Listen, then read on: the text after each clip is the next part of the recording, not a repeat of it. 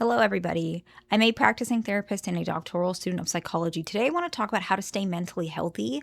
Mentally resilient is another way to describe this, but it's an ongoing process, and nobody is 100% mentally healthy. And there will be times in our life where we may be more likely or more susceptible to negativity, and we may become more neurotic during those situations. Okay, but overall, it's an ongoing process. So I don't want you guys to take this and think because you don't do these things that you are not far along on your journey. Everybody's coming from a different place, okay? And the first one is something that we had talked about in our group. So you might be familiar with this because it's something that I will continue to dive into because it's very important, especially nowadays.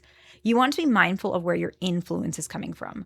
We are all, as humans, subject to influence, and it is important to know where this is coming from. So, what do I mean by that? The video we talked about in our group, we kind of talked about when you're watching content or when you're watching any sort of media, okay?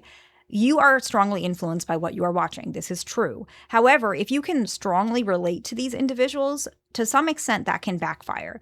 An example is if you are in not such a good state of mind and you're watching somebody who's also not in a good state of mind and they're sharing their negative ideas based on their neurotic perspectives or their trauma, you might actually unintentionally keep yourself stuck in that position as well. And if you want more details on that, that's in our group because we talk about lots of different ideas, some ideas that might be a little bit more controversial. So I like to save those things for group, but I just wanted to touch on that small point here. Just be mindful of where your influence is coming from.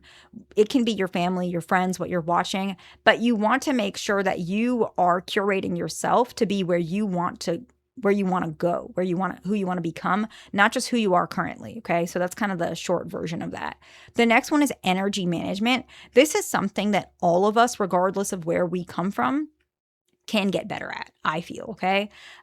We want to pay attention to what drains us as individuals when we need space, when you feel anxious about something, and when you want to put that energy elsewhere. I feel like examples can be helpful with this one because it allows us to understand how this can be applied, right? Applied psychology. So an example could be if you had a very long day at work, some people, what happens when they have a very long day at work, they feel very drained.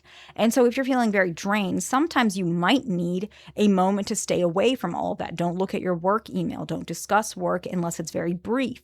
Try to step away from it so that you don't continuously feel drained as the day goes on because you want that evening time, for example, if evening is when you're not working, to decompress and kind of bounce back mentally so that you are prepared for the next day and you become more resilient as time goes on. That's one example. Now let's continue with the work example because a lot of individuals do struggle with ways to manage work. Some people, depending on the day, you might come home and you feel incredibly anxious.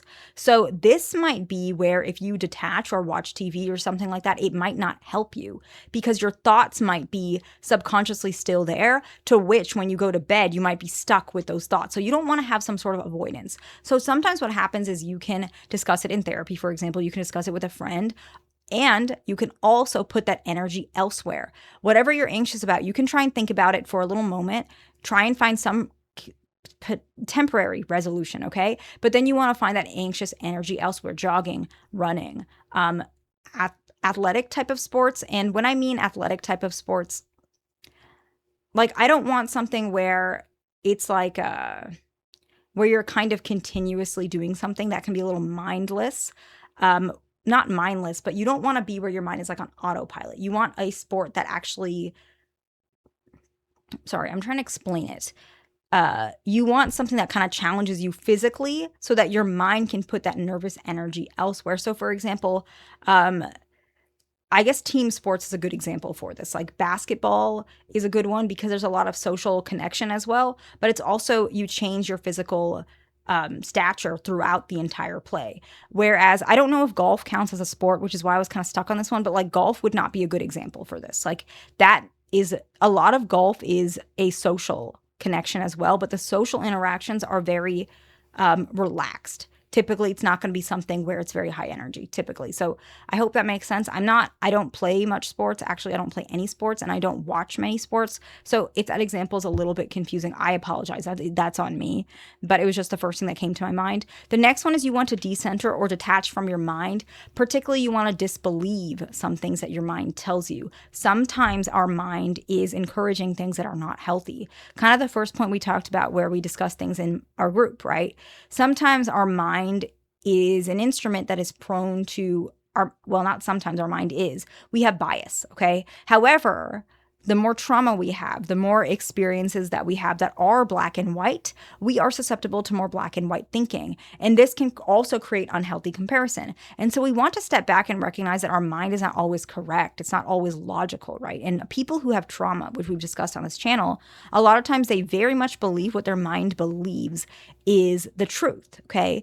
And this is something that it can be difficult to some extent because they truly strongly believe that these facts are real. Okay, let's say, for example, you see something on TV or some video and you strongly believe that the host or the person that's speaking, you believe this perspective about them. And no matter what they do or say, you have this belief stuck to them. Maybe you're dating somebody and you have this belief that she is manipulative, even though she has done nothing to manipulate you. You have very black and white thinking, maybe the way she looks, maybe some memories that you have.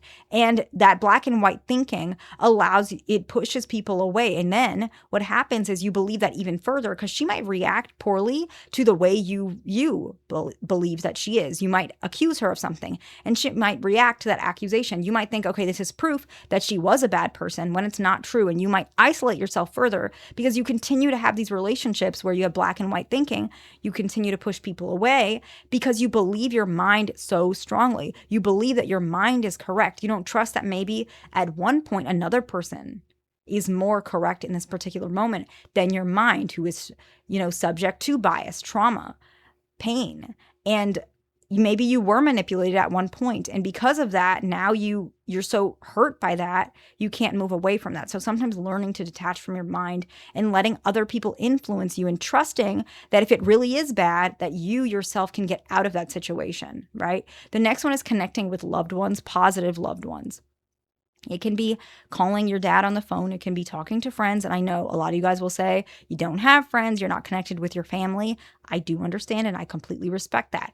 Even connecting with positive members on an online community, that's still an option. That's actually why I made the group, so you guys can connect with other individuals who have experiences like you guys but are positive. And so that's something I strongly believe in. I strongly believe connecting with other people who are a positive influence can do wonders for your mental health. The next one is extending gratitude. Even when you're at a grocery store, extending gratitude. Thank you for that. I appreciate that. You can even say, extending gratitude further. I really appreciate the effort that you do for this job. It makes my life a lot easier. Whatever it is, extending gratitude. And the last one is viewing the situation with a silver lining or the positive.